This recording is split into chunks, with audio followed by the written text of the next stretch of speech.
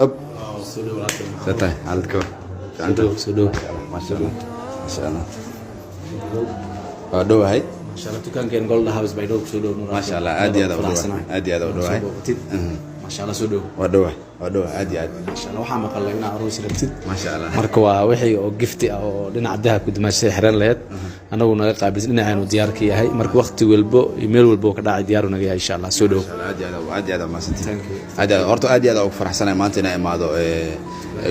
dukaanka Golden House Baydhaba وانا دكان سو دوين مدن maadaama ay ugu talgasheen hadda macnaha maalinta horta waxyaabaha ugu daran mataqaana waa dahab iyo dahabka macnaha oo la dhahayo anaga qabno aad iyo aad ugu faraxsan